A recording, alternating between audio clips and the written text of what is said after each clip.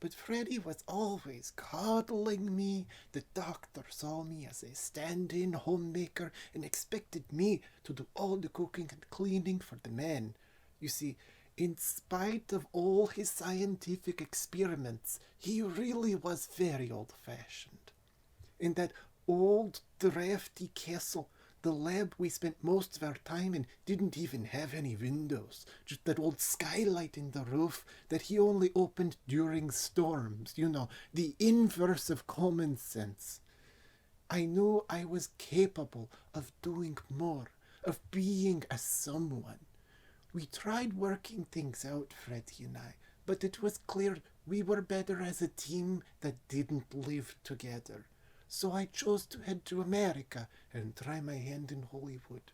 They all agreed I had a captivating character. And then off on that lovely cruise ship? Exactly, that nightmare voyage. Once I settled into an apartment in central LA, I went to all the cattle calls I could and waited tables in all-night diners. Soon I moved up to a notable supper club where I caught the eye of Boris Karloff. He liked the way that the little white head ruffle looked on my big hair, and being the perfect gentleman, instead of pinching my butt like most men did then, he found me a bit part in a movie, a nurse in The Brain That Wouldn't Die. I had 4 short lines, but I was wearing a mask and a cap, and I never really even got to face the camera. Boris was famous for finding roles for his friends and those he admired, though. He had quite some clout in Hollywood at that time. This led me to more bit roles, so I left the supper club to work in a department stores part-time, so I'd have a more flexible schedule for shoots. I was a housewife displeased with her mop in a TV commercial. I was a Bodega Bay extra in The Birds. Boy, was H something else to work for. Such high standards. I played an Andorian on Star Trek, and if you watch the 1972 Poseidon Adventure, you'll see me in a witchy dress take a dive just before Stella Stevens and Gene Hackman topple over during the Rogue Wave scene.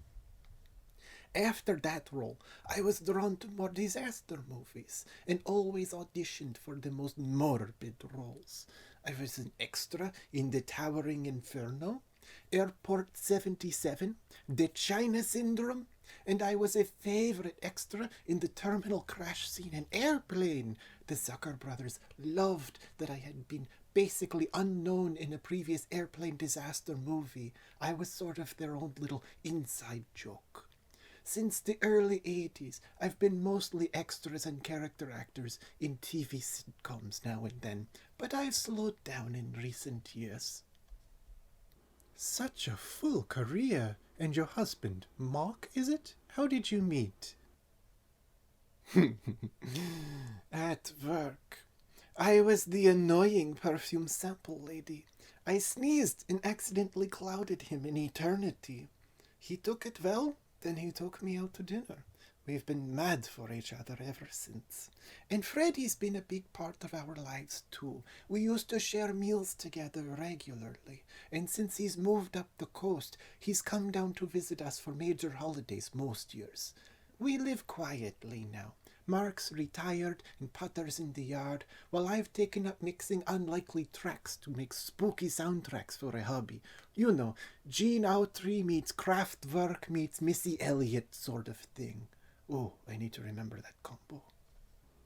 You're so remarkably talented. I'm certainly glad for the sake of all humanity you had the courage to leave that lab and go out on your own. Our disaster movies would be hollow without you. So, you've recorded a spooky poem for us, have you? Indeed. The Highwayman by Alfred Noyes. The wind was a torrent of darkness among the gusty trees. The moon was a ghostly galleon tossed upon cloudy seas.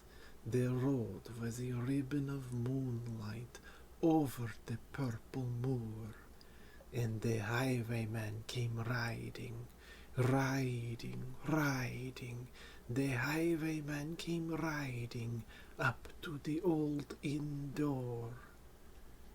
He'd a French cocked hat on his forehead, a bunch of lace at his chin, a coat of claret velvet, and breeches of brown doe-skin. They fitted with never a wrinkle. His boots were up to the thigh, and he rode with a jewelled twinkle, his pistol butts a twinkle, his rapier hilt a twinkle, under the jewelled sky. Over the cobbles he clattered and clashed in the dark inn yard. He tapped with his whip on the shutters, but all was locked and barred. He whistled a tune to the window, and who should be waiting there but the landlord's black-eyed daughter, Bess, the landlord's daughter, plaiting a dark red love knot into her long black hair. And dark in the dark old inn-yard a stable wicket creaked, where Tim the ostler listened. His face was white and peaked. His eyes were hollows of madness, his hair like mouldy hay. But he loved the landlord's daughter, the landlord's red-lipped daughter. Dumb as a dog he listened, and he heard the robber say, "One kiss, my bonny sweetheart, I'm after a prize tonight. But I shall be back with the yellow gold before the morning light. Yet if they press me sharply and harry me through the day, then look for me by moonlight, watch for me by moonlight. I'll come to thee by moonlight, though hell should bar the way." He rose upright in the stirrups. He scarce could reach her hand, but she loosened her hair in the casement. His face burnt like a brand, as the black cascade of perfume came tumbling over his breast, and he kissed its waves in the moonlight. Oh, sweet black waves in the moonlight! Then he tugged at his rein in the moonlight and galloped away to the west.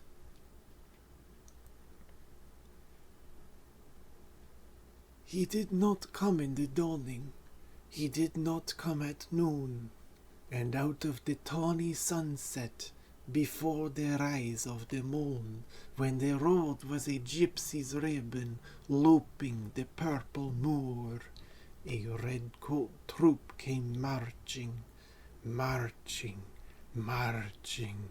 King George's men came marching up to the old inn door.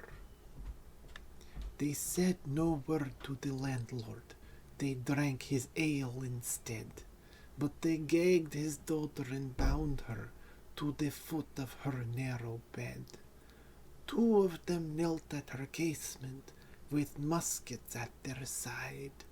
There was death at every window, and hell at one dark window, for Bess could see through her casement the road that he would ride.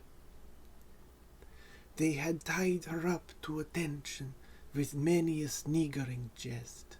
They had bound a musket beside her, with the muzzle beneath her breast. "Now keep good watch," and they kissed her. She heard the doomed man say, "Look for me by moonlight, watch for me by moonlight. I'll come to thee by moonlight, though hell should bar the way." She twisted her hands behind her, but all the knots held good. She writhed her hands till her fingers were wet with sweat or blood. They stretched and strained in the darkness, and the hours crawled by like years, till now on the stroke of midnight, cold on the stroke of midnight, the tip of one finger touched it, The trigger, at least, was hers. The tip of one finger touched it. She strove no more for the rest. Up she stood to attention, with the muzzle beneath her breast. She would not risk their hearing, she would not strive again, for the road lay bare in the moonlight, blank and bare in the moonlight, and the blood of her veins in the moonlight throbbed to her love's refrain. Had they heard it, the horse hoofs ringing clear? In the distance, were they deaf that they did not hear? Down the ribbon of moonlight over the brow of the hill, the highwayman came riding, riding, riding. The redcoats looked to their priming. She stood up straight and still. In the frosty silence, in the echoing night, nearer he came and nearer. Her face was like a light. Her eyes grew wide for a moment. She drew one last deep breath. Then her finger moved in the moonlight. Her musket shattered the moonlight, shattered her breast in the moonlight, and warned him with her death.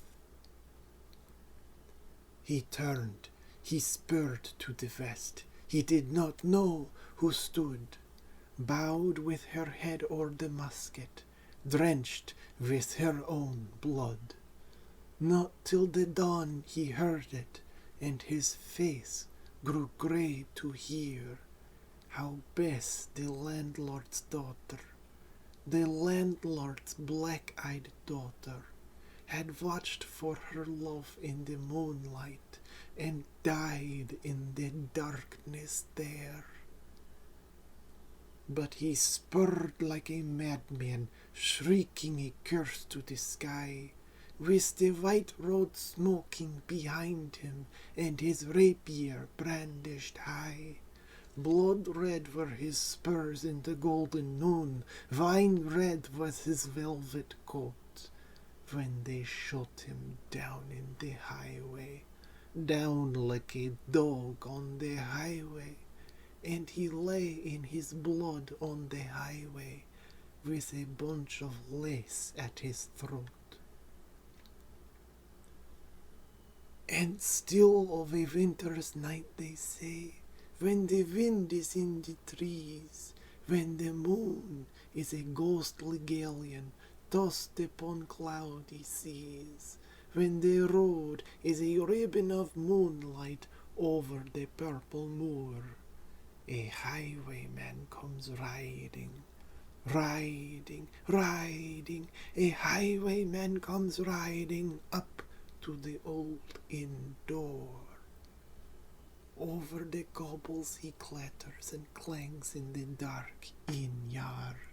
He taps with his whip on the shutters, but all is locked and barred. He whistles a tune to the window, and who should be waiting there but the landlord's black-eyed daughter, Bess, the landlord's daughter, plaiting a dark red love knot into her long black hair. Now I see the meaning of the ribbon in your hair. So appropriate. May you continue spooking our hearts for years to come, Elizabeth. Thank you so much for joining us tonight and sharing more of your background with us. I wouldn't be surprised if your agent gets flooded with new offers for you. We'll see what the world throws at me and what I can handle. Thank you for having me, Ichabod. It's been great chatting with you. Well, folks, that's all the time we have for tonight's program. Be sure to join us next time here on Where Are They Now? Meep, meep, meep, meep, meep. Meep, meep, meep, meep, meep, meep, meep, meep, meep. Meep, meep, meep, meep, meep, meep, meep, meep. Meep, meep, meep, meep, meep, meep, meep, meep, meep. Meep, meep. meep.